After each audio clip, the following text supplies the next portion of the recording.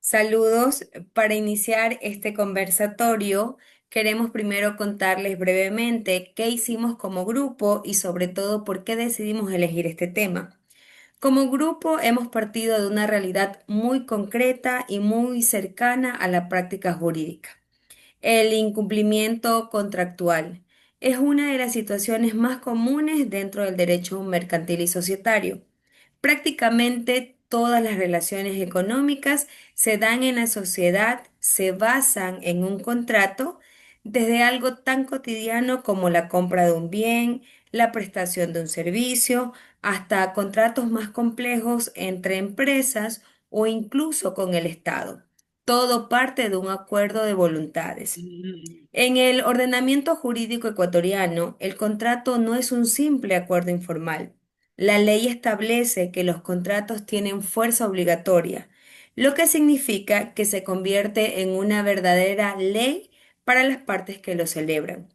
Este principio es fundamental porque permite que las relaciones jurídicas sean estables, así como también previsibles, y que las personas puedan confiar en lo que pactan, así como también que esto sea respetado. Sin embargo, en la práctica cotidiana, estas expectativas no siempre se cumplen. Existen múltiples razones por las cuales una de las partes puede incumplir un contrato. Puede ser por falta de pago, por una ejecución defectuosa de lo pactado, de pronto por retrasos injustificados o incluso por terminaciones unilaterales sin un fundamento legal claro. Cuando esto ocurre, el conflicto ya no es solo económico, sino también se vuelve un conflicto tanto jurídico y social. El incumplimiento contractual afecta directamente a la seguridad jurídica, porque genera incertidumbre sobre el respeto a los acuerdos, así como también debilita la confianza entre las partes. Esto es un elemento esencial en cualquier relación contractual. Si las personas no pueden confiar en los contratos que no se cumplen, todo el sistema de relaciones económicas se verá afectado. Frente a este escenario, el derecho no puede permanecer indiferente. Por eso, el sistema jurídico prevé que la parte afectada pueda acudir a los órganos judiciales para que un juez analice el caso concreto y determine si realmente existió un incumplimiento, quién es el responsable y cuáles son las consecuencias jurídicas que se deben aplicar en estos casos. Estas consecuencias pueden variar según el caso. En algunos escenarios, el juez de pronto puede ordenar la resolución del contrato, en otros puede disponer el pago de daños y perjuicios, y en ciertos casos incluso puede coexistir ambas medidas. Todo va a depender siempre de las circunstancias y de las pruebas que se presenten. Desde esta perspectiva, como grupo, consideramos que no era suficiente quedarnos únicamente con el estudio de la norma escrita. Decidimos ir más allá y analizar cómo estas normas se aplican en la práctica a través del estudio de sentencias reales emitidas por jueces ecuatorianos, ya que la jurisprudencia nos permite ver cómo la ley cobra vida frente a casos concretos, con hechos específicos, así como también con conflictos reales. Nos muestra cómo los jueces interpretan las normas, cómo valoran la prueba y qué criterios utilizan para resolver los conflictos contractuales. Por eso, nuestro trabajo se centró en el análisis de tres sentencias relevantes emitidas por distintos órganos judiciales con el objetivo de comprender cómo se configura el incumplimiento contractual en diferentes contextos, cómo los jueces interpretan normas claves del Código Civil y qué criterios jurídicos utilizan para resolver este tipo de conflictos. Este análisis nos permite entender que el incumplimiento contractual no se resuelve de forma automática, sino que depende de varios factores, entre ellos cómo el tipo de contrato está establecido, la conducta de las partes y especialmente la prueba aportada dentro del proceso. Con esta introducción general, en este momento le daré paso a mi compañera Diana, quien nos explicará cómo seleccionamos las sentencias analizadas y por qué son importantes para este estudio. Buenas noches con todos. Gracias, compañera Mayra. En el desarrollo de este análisis jurídico, no solo nos interesó abordar el incumplimiento contractual desde la teoría, sino también examinar cómo esta figura se aplica en la práctica judicial. Por eso, una de las primeras tareas que asumimos como grupo fue decidir qué sentencias analizar y por qué eran relevantes. Desde el inicio, tuvimos claro que el incumplimiento contractual no es una figura uniforme. Puede manifestarse de maneras distintas según el tipo de contrato, las obligaciones pactadas y las partes que intervienen. A esto se suma que cada órgano judicial tiene su propia forma de analizar, de resolver los conflictos, lo cual esto influye directamente en el resultado del proceso. Con base en ello, optamos por seleccionar sentencias provenientes de distintos niveles de la función judicial. Este criterio nos permitió observar cómo se puede abordar el incumplimiento contractual en la Corte Nacional de la Justicia, en una Corte provincial y en la jurisdicción contencioso administrativa, especialmente cuando interviene el Estado. El primer caso que analizamos corresponde a una sentencia emitida por la Corte Nacional de Justicia. Se trata de un contrato de prestación de servicios musicales celebrando entre dos empresas privadas. Una de ellas dio por terminado el contrato de manera unilateral, alegando fuerza mayor, lo que generó un conflicto judicial por incumplimiento contractual. La importancia de esta sentencia radica en que la Corte Nacional desarrolló un criterio claro sobre cuándo procede la aplicación del artículo 1505 del Código Civil. En particular, aclaro que esta norma no debe aplicarse cuando el contrato ya ha sido terminado mediante una cláusula resolutoria expresa, lo que resulta determinante para definir lo que es la forma en que se reclaman las consecuencias del incumplimiento.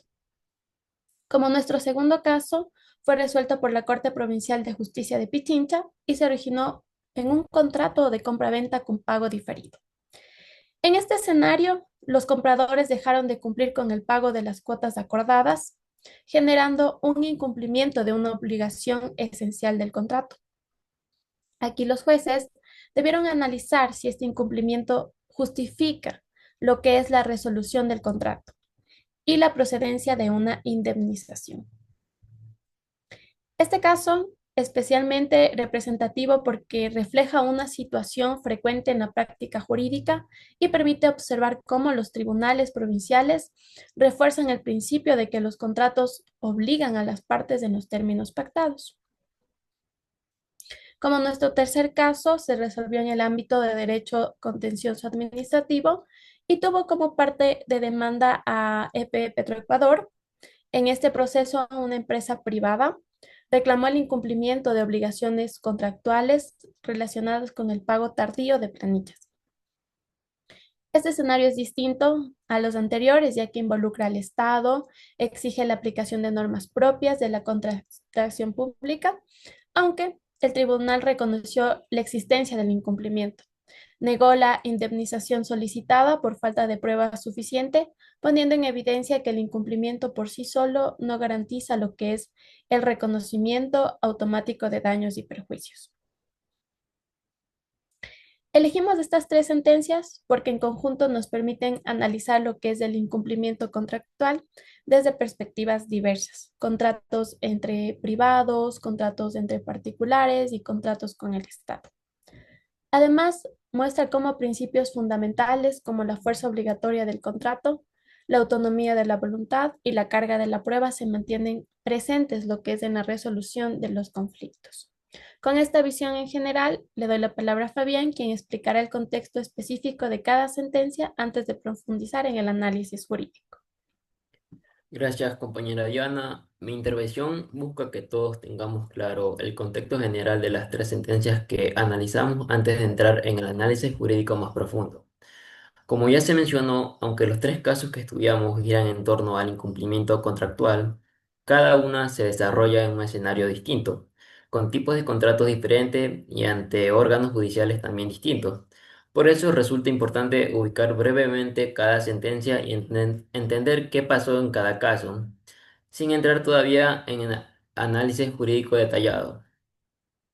La primera sentencia corresponde a un contrato de prestación de servicios musicales, celebrado entre dos empresas privadas. En este caso, una de las partes dio por terminado el contrato de manera unilateral, alegando la existencia de una causal de fuerza mayor.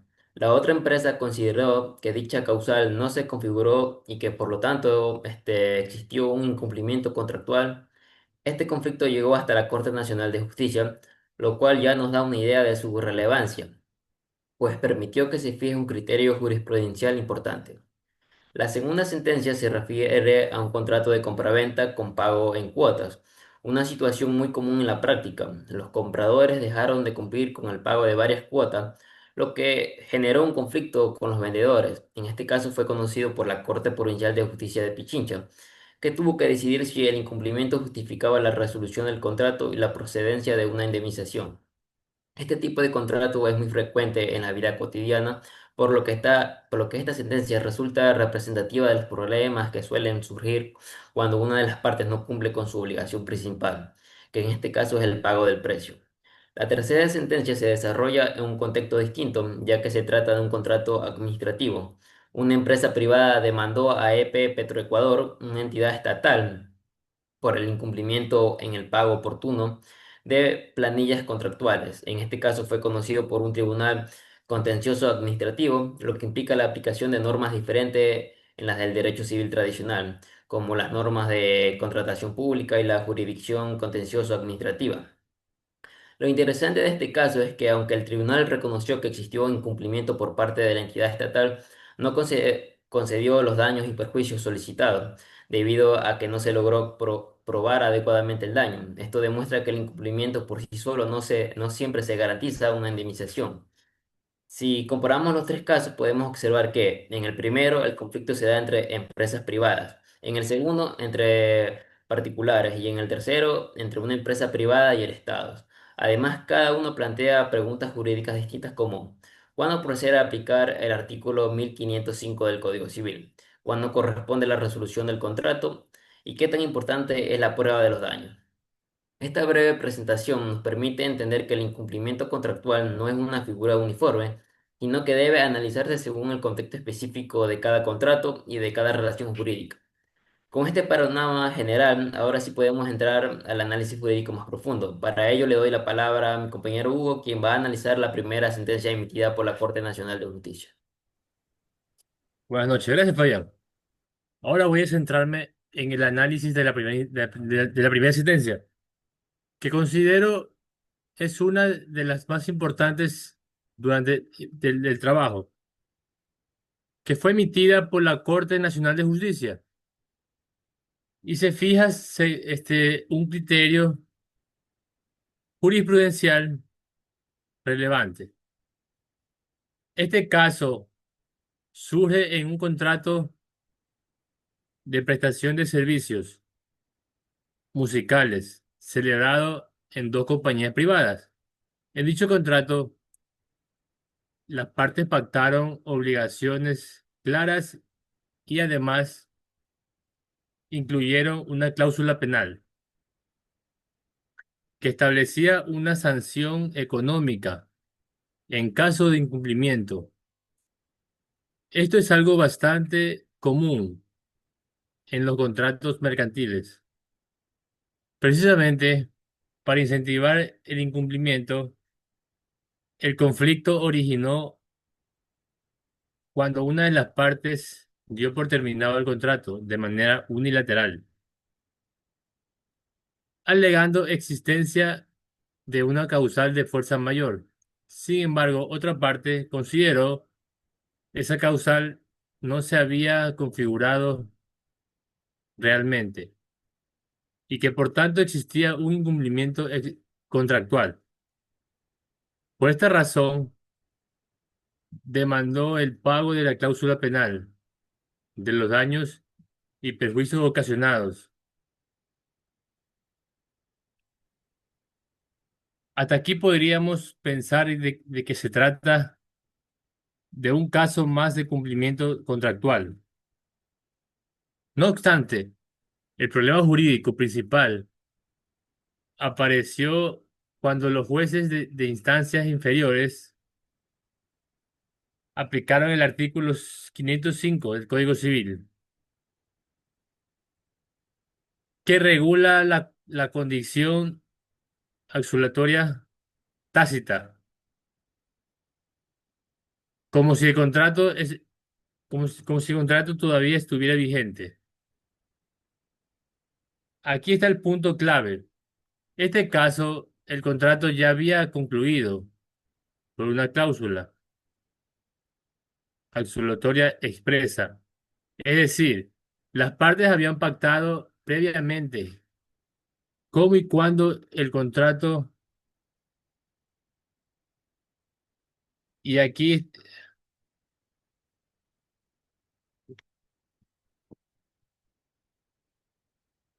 el punto clave, el contrato ya había concluido de manera clara. Las partes habían pactado de manera previamente cómo y cuándo el contrato podía ser terminado. Por lo tanto, correspondía exigir la resolución del contrato y su cumplimiento, porque jurídicamente no existía contrato vigente. La Corte Nacional de Justicia, la Corte Nacional de Justicia dio a conocer el recurso de casación, analizó al aspecto y concluyó que el Tribunal Inferior había aplicado indebidamente el artículo 505 del Código Civil. La Corte señaló de esta forma solo procede cuando el contrato se encuentra vigente y existen obligaciones recíprocas pendientes de cumplimiento. En consecuencia, la Corte Nacional estableció un criterio muy importante. Cuando un contrato concluido por una cláusula resolutoria expresa, la parte afectada está obligada a demandar la resolución del contrato, sino que puede reclamar directamente el incumplimiento contractual y correspondiente la indemnización, concluyendo la cláusula penal y los daños y perjuicios. Como resultado, la Corte Nacional casó la sentencia de la Corte Provincial y declaró procedente la demanda, ordenando el pago de lucro cesante. La cláusula penal pactada como de intereses y costas procesales, una perspectiva jurídica, falló muy relevante. ¿Por qué? Diferencia claramente de la condición resolutoria tácita y la resolución contractual expresa. Fuerza del principio de la autonomía de voluntad. Cuando una de las partes pactaron el contrato y evita interpretaciones rígidas del Código Civil que podrían generar inseguridad jurídica. En definitiva, esta sentencia aporta claridad como como deben interpretarse las normas cuando las partes han regulado expresamente la forma de terminación del contrato. Vamos a ver un escenario distinto, donde el contrato sí se encontraba vigente al momento del incumplimiento. Para ello, le doy la palabra a Juan Carlos, y analizar la segunda sentencia.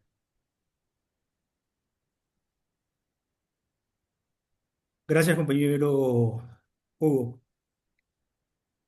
Buenas noches, compañero. A continuación, vamos a analizar y explicar un poco de la segunda sentencia, que nos muestra un escenario distinto al caso anterior y que esto además es muy común en la práctica jurídica. Esta sentencia surge de un contrato de compraventa con pagos en cuotas, celebrado entre particulares.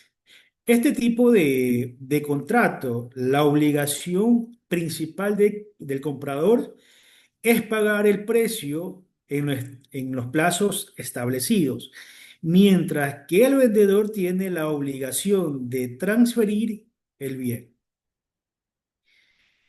En el caso analizado, los compradores dejaron de pagar varias mensualidades.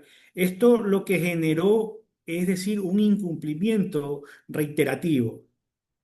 Aquí es importante destacar que a diferencia del caso explicado por el compañero Hugo, en esta situación el contrato sí se encontraba vigente al momento del incumplimiento. Es decir, las obligaciones recíprocas de las partes estaban aún en ejecución, lo que esto marca una diferencia clave en la explicación de la norma jurídica. En este caso, los vendedores, al verse afectados por la falta de pago, acudieron a la vía judicial, en este caso, solicitando la resolución del contrato y la correspondiente indemnización por daños y perjuicios en este caso. Para sustentar la demanda, se apoyaron en el artículo 1505 del Código Civil, que establece la posibilidad de resolver el contrato cuando una de las partes incumple una de las obligaciones pactadas. En este caso, la Corte Provincial de Justicia de Pichincha, al analizar el caso, consideró que el incumplimiento estaba debidamente probado. El tribunal señaló que el pago del precio constituye una obligación esencial en el contrato de compraventa, por lo que su incumplimiento justifica la resolución contractual. Además a esto, la Corte Provincial reforzó el principio de que los contratos son ley para las partes. Es decir, que conforme al artículo 1561 del Código Civil, este principio implica que las partes no pueden incumplir libremente lo pactado sin enfrentar consecuencias jurídicas, como es el caso. Como resultado de este proceso, el tribunal declaró la existencia, es decir, del incumplimiento contractual, la resolución del contrato de compraventa y la procedencia de los daños y perjuicios reclamados por los vendedores. Desde este punto de vista jurídico, este fallo es coherente con la doctrina y la jurisprudencia nacional, ya que aplica correctamente el artículo 1505 del Código Civil. En un caso donde el contrato está vigente y existían obligaciones recíprocas incumplidas. Esta sentencia, por decirlo así, es un buen ejemplo de cómo los jueces protegen a la seguridad jurídica y sanciona el incumplimiento, especialmente cuando afecta obligaciones fundamentales como el pago del precio. Enhorabuena, un caso distinto en que el incumplimiento no proviene de un particular, sino de una entidad estatal. Es por ello que le doy la palabra a la compañera Mayra Morán, quien analizará la tercera sentencia de los casos expuestos. Gracias, Juan Carlos. Ahora me gustaría comentar la tercera sentencia que analizamos. que a mi criterio es una de las más interesantes de todo este trabajo de investigación. ¿Por qué? A diferencia de los otros casos anteriores, aquí el incumplimiento contractual no proviene de un particular, sino que proviene de una entidad estatal. En este caso, la empresa privada JB Ceimec Ingeniería, una compañía limitada, celebró un contrato administrativo con EP Petroecuador, que como sabemos nosotros es una empresa pública. El objeto del contrato era la prestación de determinados servicios técnicos especializados. Y como ocurre en este tipo de contratos, las obligaciones de cada parte estaban claramente definidas desde el inicio. Por un lado, la empresa privada debía ejecutar los servicios contratados conforme a los términos acordados y por otro lado, EP Petroecuador tenía la obligación de realizar el pago oportuno de todas estas planillas contractuales. Es decir, se trataba de una relación contractual formal, con derechos y obligaciones por ambas partes. El conflicto surge cuando EP Petroecuador comienza a incumplir de manera reiterada con los pagos. No se trató de un retraso aislado o de un incumplimiento menor, sino de una falta de pago que se extendió por más de 60 días, lo cual tuvo por ende un impacto directo a la situación financiera de la empresa contratista. Frente a esta situación, la empresa privada decide acudir a la vía judicial, argumentando que el incumplimiento del Estado había afectado gravemente su estabilidad económica. En su demanda, la empresa solicitó dos cosas fundamentales. Primero, la resolución del contrato administrativo y segundo, el pago de daños y perjuicios, con el fin de ser indemnizados por las pérdidas sufridas. Este caso fue conocido por un tribunal distrital de lo contencioso administrativo y tributario. Y es aquí donde nosotros podemos encontrar una diferencia importante con respecto a los dos casos anteriores que ya explicaron mis compañeros. En este tipo de proceso no se aplican únicamente las normas del Código Civil, sino que también están incluidas las normas de contratación pública, así como también la normativa propia de la jurisdicción del contencioso administrativo, lo que hace que el análisis sea un poco más complejo. Al finalizar el caso, el tribunal reconoció expresamente que existió un incumplimiento contractual por parte de la entidad estatal. En consecuencia, declaró procedente la resolución del contrato administrativo, lo cual es un punto muy relevante porque reafirman que el Estado, al igual que cualquier particular, está obligado a cumplir los contratos que celebra y no está exento de responsabilidades por su incumplimiento. Sin embargo, el aspecto más importante y quizás lo más debatible de este caso o de esta sentencia se encuentra justamente en la decisión relacionada con los daños y perjuicios. A pesar de que el incumplimiento fue probado, el tribunal negó la indemnización solicitada, señalando que la empresa demandante no logró demostrar de manera suficiente el daño sufrido ni su relación directa con el incumplimiento contractual. Aquí es donde se pone en evidencia un principio fundamental del derecho, que en este caso sería la carga de la prueba.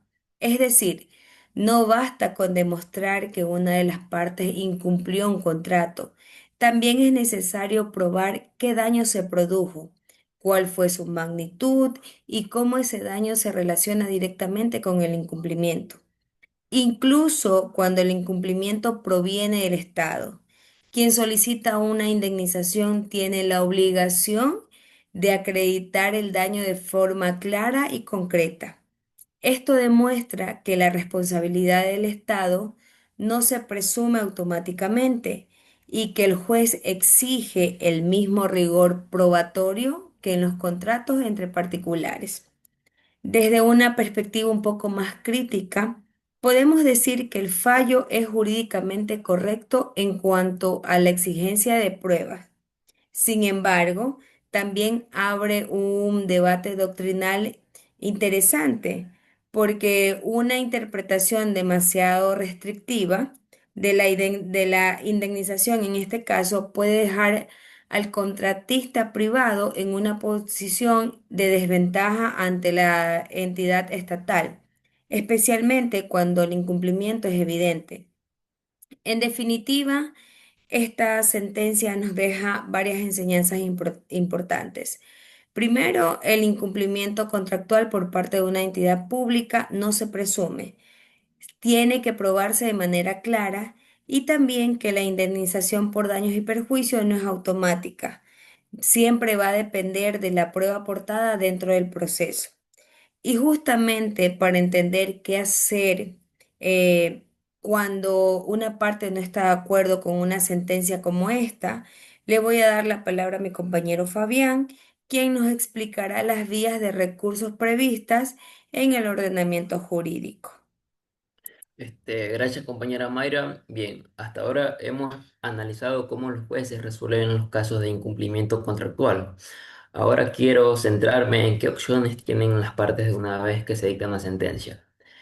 En el ordenamiento jurídico ecuatoriano, una sentencia no siempre pone fin definitivo al conflicto, ya que existen vías de recurso que permiten impugnar una decisión cuando una de las partes considera que se han cometido errores. Estos recursos cumplen una función muy importante porque garantizan el derecho al debido proceso y a la seguridad jurídica.